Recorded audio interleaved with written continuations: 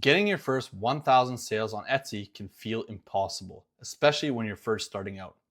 But the truth is, it's not anything to do with luck, and it's also not anything to do with getting a viral product of some sort. It's about strategy, consistency, and knowing what works in 2025 and not what worked 5 years ago.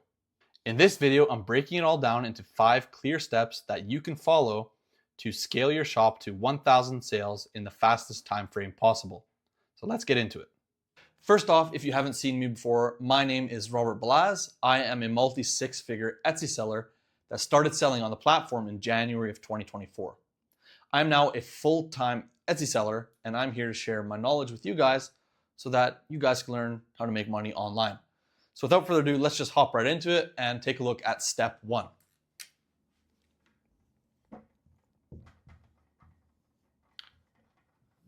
Now, step 1 is going to be pick emotion-driven niches to target. So, emotion-driven niche. Okay? So, emotion-driven niche is a niche that it's exactly what it says. It targets the emotions of that buyer, right? So if it's a pet lover, for example, it's in the pet niche, it's got to cater to the emotions that are evoked when that person is coming to the platform. So maybe your mock-up is showing a picture of the product beside a dog, right? So that type of thing is going to cater to the emotions of that potential buyer. So the key point here is you're going to sell to a passion or pain. Sell to passion or pain. Okay? Now, not many people talk about this, right? They are kind of just focused on just pumping out products, the regular t-shirts, putting a custom saying on it or a phrase and selling that.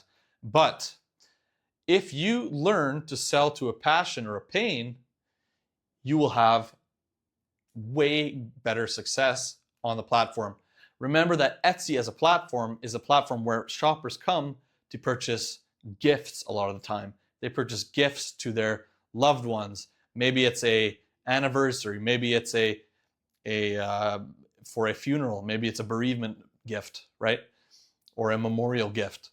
So that's what I mean by sell to passion or pain. So pain could be, for example, a memorial. Somebody died. They're purchasing maybe a product with the picture of the person that died on it with a nice saying in loving memory of, right? That's the pain. Passion is going to be more about kind of like maybe like sports or hobbies or that type of thing, right? That really cater to that audience.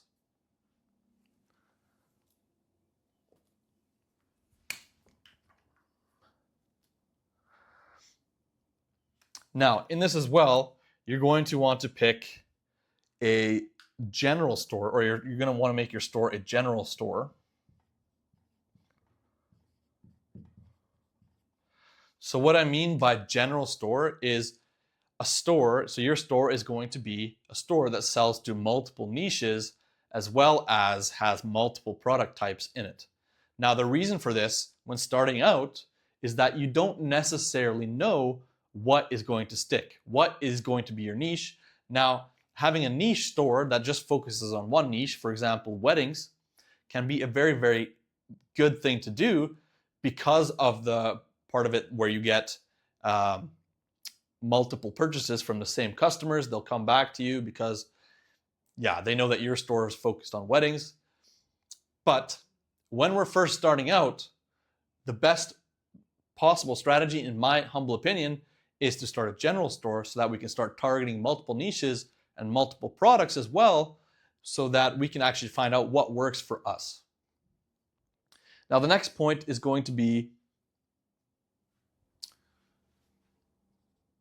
multiple product potential. Okay? Now, this kind of ties into what I was talking about right now with the general store, is that we want to make sure that whichever niches we are targeting, so that have a passion or pain, are there multiple product types we can sell to that customer as well? So if it's limited to just t-shirts or whatever it is, right, then maybe it's not the best way to move forward. We want to make sure that our target customer also would appreciate multiple different types of products. And the thing is, with Printify and other suppliers nowadays, the access to products and unique products are just insane. We have thousands and thousands of products at our disposal, so it doesn't really make sense to just sell the same old products that everybody else is selling all the time. If we choose products that stand out, then we'll have a greater potential for making more sales. And the whole goal is to make sales as fast as possible so we can get to that 1,000 mark. Now, the next thing you want to do is think about occasions these niches we will buy for. So occasions, right? Think about that customer. So if you've established the niche that you're targeting, right? You want to think about which occasions are these buyers purchasing products, because the more occasions there are, the better it is for you, right? You'll have, like, say for example, if it's just at Christmas time they buy it, then you're going to be dry all year.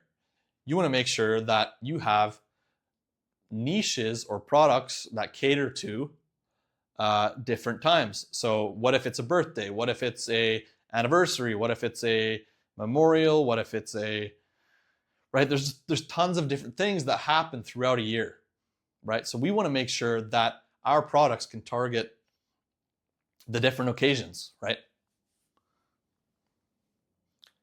And also, can we mix evergreen and trending niches? So mix evergreen / trending. Now, evergreen is going to be your basically your products that sell all year round, right? So an example of that could be maybe if we go back to the wedding niche, wedding, right? There's weddings all year round, although I think peak season is in the summer. But we know that wedding stuff will then sell all year round. But can we combine wedding stuff with maybe Christmas, right? So maybe it's a Christmas wedding. Can we capitalize on that and focus on a Christmas wedding themed design, right? So that's kind of what I mean. These are kind of the key points you want to think about when you're picking your niche, right? And like we said, we're not limiting ourselves to one niche. This is kind of,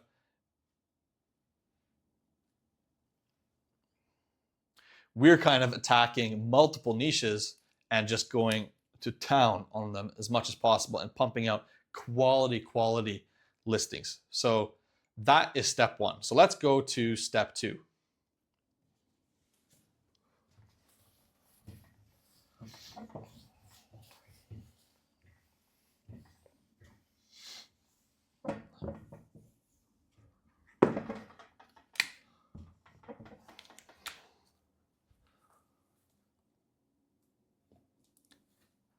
So step two is going to be mixing low ticket and high ticket products. So mix low ticket / high ticket. Okay? So why do we even do this, right? Why do we mix high ticket and low ticket? Well, low ticket is going to be, look at it as a loss leader. Now that's a term that's kind of used overall, like everywhere in the Etsy space. But a loss leader here, in this sense, is its own specific listing that is priced at a lower price. And the main purpose of it is to gain sales velocity. Now, studies show that lower ticket products sell more. So you're going to have more sales on those lower ticket products. And we're not necessarily making money on them, but we're gaining sales velocity. And the whole point of that is to get your shop running and snowballing, gaining traction, getting reviews so that your shop ranks. And Etsy obviously likes this, right? And the high ticket is where you're going to be actually making your money. Now, this is where you're going to be pricing in your profit margins and making sure that you make good money. So sell unique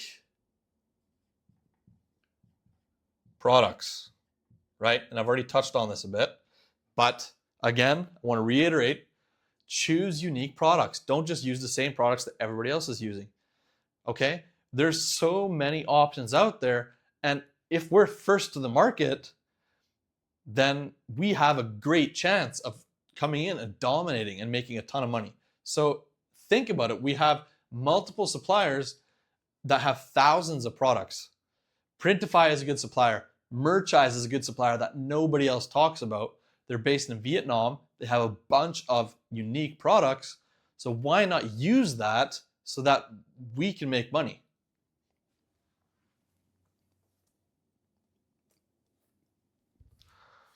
Now, again, we already touched on this, but low ticket, increase sales volume. Okay, increase sales volume. And it also get reviews. So it's a low profit loss leader, or you're breaking even. And it's a separate listing of high quality that actually makes sense in your shop. So not just like a random thing. It's got to make sense for your shop. That will then increase your sales volume and your review count.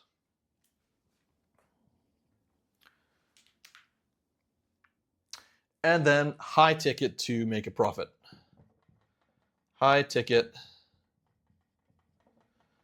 / profit. Now this combination works very, very, very well. This is exactly what I've done, and it's a game changer for sure.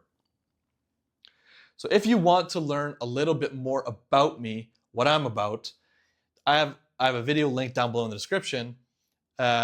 Take a look. At the end of it, if you're interested in what you see, you can actually book a call with me on there as well, and we can talk about maybe working one-on-one with me. So take a look at that. Yeah, so let's move along to step 3 here.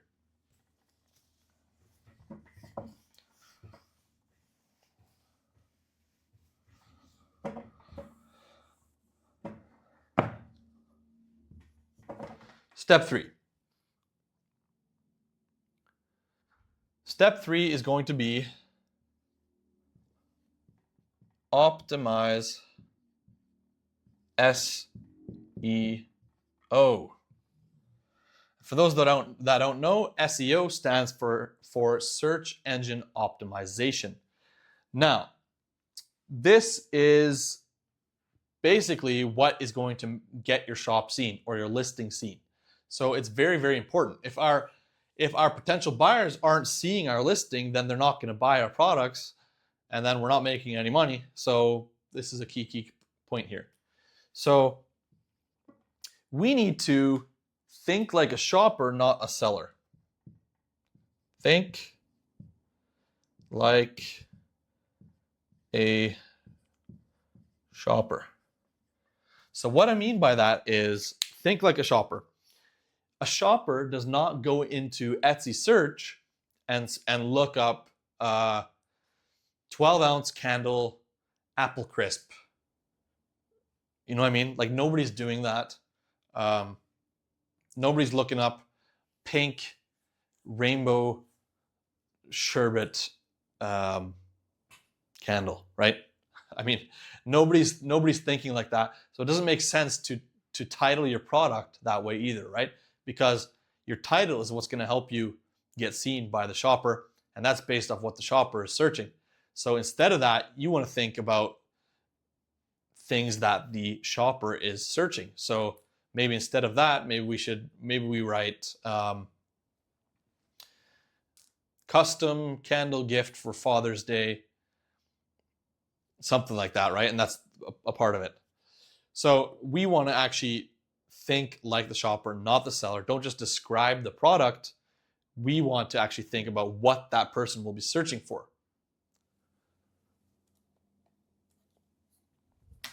So here's the key point again. Do not describe product, right? Hopefully that makes sense. We want to think about what they're searching for, not describe the product. We want to combine long tail keywords. Okay? So long tail keywords. So long tail keywords are anything from 2 to 5, I think, words combined together that makes sense. That is something that the customer is searching for. So we want to combine as many of those as possible in our title so that it overlaps and helps us be more visible multiple places on the platform. Now, just to be clear here, we are not keyword stuffing. So we're not just putting in a bunch of random keywords and hoping to be ranked for those keywords, because that does not make sense. That's not how the buyer is shopping. So we want to combine long tail keywords that make sense, okay? Now, if you guys want a video on SEO, just comment down below and I'll be sure to make a video designated to SEO. But this is kind of like a high-level overview of the things you need to think about. Another thing you should think about is unique tags.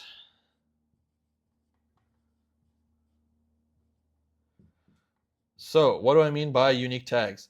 Well, unique tags, you do not need to reuse the same words that you use in your title. And that is because Etsy actually cross-matches these keywords, so it doesn't make sense to use the exact same keywords. Now, sometimes it is difficult to not reuse some of the keywords, but always have that in the back of your mind that we can actually utilize tags to further describe our product or rank our product for other keywords. So just keep that in mind.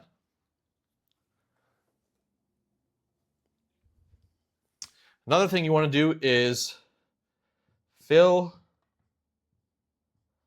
out listing details.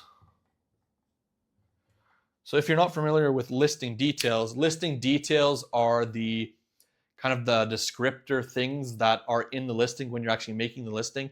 So it'll ask you for specific categories of things that describe your product, what occasion it's for, what time of year it is, what holiday it is. Make sure you fill out as much as possible on every single listing, because this will actually help Etsy determine exactly what your product is and help push it to the correct customer. So let's move on to step 4.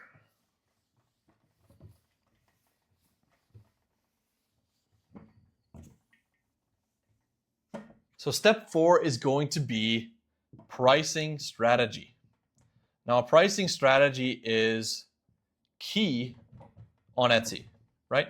We want to think about how we're pricing things, what strategies we're using, just like any other store, like online store, e-commerce store, because we have customers coming to our platform every day and we want to make as many conversions and get them to buy our products as often as possible, right? So first off, we're going to want to run flash sales. Okay? Flash sales. So flash sales are basically just running a sale on your storefront, and you can find this in your marketing tab in your Etsy store, and you can basically choose the percentage you want to do and the duration of the sale. And we want to make a sale. I recommend doing a sale actually every single day. So 24 hours. And that the whole reason behind that is that the customer, first off, they see that the product or the listing is on sale. And they also see kind of a countdown timer beside that showing, say, for example, there's 18 hours left on the sale.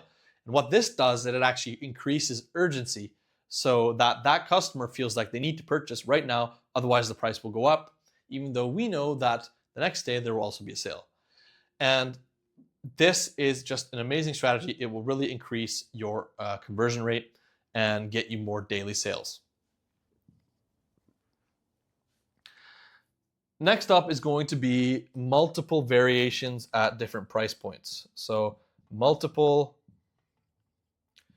variations. Okay. So what I mean by that is in your listing, say for example, you're combining mugs and tumblers into one listing.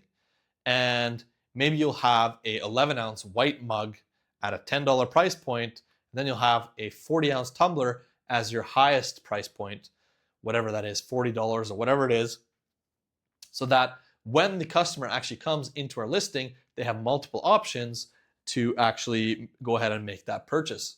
And that is what I mean by offering multiple variations. Now, one thing we want to stay away from is offering too many variations, because that can actually cause analysis paralysis and actually hurt that listing. So yeah, it's a fine balance there. Next up, we have one lower ticket product in the listing. One low ticket. So just like I said with the multiple variations, we need one product in that listing. So for, in this case, the 11-ounce white mug, say that's priced at $10. That's a lower price point. Maybe it's something that we're not trying to make too much money off, but it's something that will increase the sales velocity of that listing as well, which is also a key point for that listing. If the sales velocity is high, then that listing will get pushed more. You'll make more and more sales. So one low ticket product. Another reason for that is in search, when the customer actually looks up, for example, custom mug in the Etsy search, and they get all the results, they actually see a lower display price on your listing, because like it'll show just the $10. And then when they click in, all of your variations will have different prices, but then you already got the click, and hopefully that will make the customer convert as well. Next up, we have $5.99 shipping. So the reason $5.99 shipping is that Etsy has actually come out and said that if we are over that $6 threshold, actually our listings won't be ranked as high in search. So everything under $6 gets actually ranked higher in search. And you might ask, why don't just do like $2 or free shipping or whatever? Now, the whole reason behind that is that we actually want to hopefully bake in some of our profit margin into this shipping price, because if we can show a lower display price for our listing, right, then hopefully that then increases our conversion rate as well. We get more clicks, we get more buys, and we are still making our target profit margin because we have factored that into our shipping pricing. So let's move on to step 5.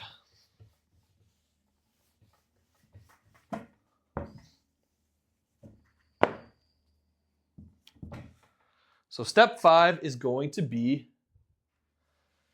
use Etsy ads. Okay? Use Etsy ads. Now, a lot of people have it's kind of a divided opinion. Some people say that Etsy ads are just a waste of money. And to them, I think it's just because they use it the wrong way. Now, Etsy ads can be an incredibly useful tool that we have at our disposal, and it'll help us scale our shop to the numbers that we want. And if done correctly, this is what's actually going to make us money, right? So yeah, let's just hop right into it here. We have, first off, make sure your listings are optimized. Okay? Optimized listings. So what I mean by that is you want to make sure that your listings have the best mockups possible, have the best pricing, you have a pricing strategy, they have perfect SEO, or as perfect as they can get, right? All of those things are taken into account, and that is what actually makes our listings optimized, so that when the Etsy ads actually show that listing, then they convert, right? If they're not optimized, then you're just going to be spending money, wasting money, and maybe that's part of the reason why some people don't recommend them. So next up we have max budget. You're going to want to maximize your Etsy ads budget. Now this is kind of a hot take, because I think most people probably wouldn't recommend this because they're scared of wasting money. But you got to remember that Etsy will basically never use that actual maximum budget. It's just a maximum budget you have. Now I have used my maximum budget, but that was only like in the busy season, right? Q4, Christmas rush, people are buying presents, but it's because I wanted it to be maxed, right? I wanted it to use it because I was still making money on those Etsy ads. So, and I think my budget was like $1,000 a day, and I was maximizing that. So that just goes to show how much money you can actually make if utilized correctly. So you want to maximize your budget. And the theory I have as well behind this is that Etsy is going to push your listings more because you have a maximized budget. So if you have the exact same listing, two stores have the exact same listing, one store has a very low max budget, and then your store has the maximum budget, then I think, now Etsy won't say this, but I think because Etsy is incentivized to do so because they're making more money off you, they will actually push yours more. So yeah, keep that in mind. Next up we have monitor non-profitable keywords. So monitor keywords, right? So we want to actually go into our Etsy ads dashboard, click into our listings that we're advertising, and look through which keywords the listings are ranking for. And there's a toggle switch there that we can turn off. So if we can see that we're just spending money, not making enough sales, then we can just turn off that switch and it won't be ranked for that keyword. So it doesn't make sense to have those keywords on. Now, this is kind of a new update. Before, Etsy would just say that this is kind of just like a testing tool, and it wouldn't actually do anything. But now they're actually saying that if you actually toggle off the keyword, that it actually won't rank for that keyword. So that's a positive. Next up, we have make sure to turn off listings that are losing money. So monitor listings, right? We obviously don't want to keep listings on that are losing money. So don't be afraid to toggle them off. Don't get attached to your listing. If it's not working, it's not working. We don't want to just keep spending money and, yeah, basically losing money. So just turn it off. And next up we have, yeah, it's okay to make money, or it's okay to not make money on lost leaders. So, okay to not make money on loss leaders, okay? Like we already touched on this, but the loss leaders, the only role of them is to gain traction, right? We want to gain that sales velocity, get more reviews. So if you're breaking even, totally fine. If you're losing money, then obviously you want to turn them off, but breaking even is totally fine. It's accomplishing the goal that we want. So with that being said, if you guys are interested, like I said, in checking out the video in the description, learning a bit more about me and how you can potentially work one-on-one with me, then click that in the description. Also, if you want any specific topics, if you want me to cover anything specific, go ahead and leave a comment down below and make sure to like the video, and I will see you guys all in the next one.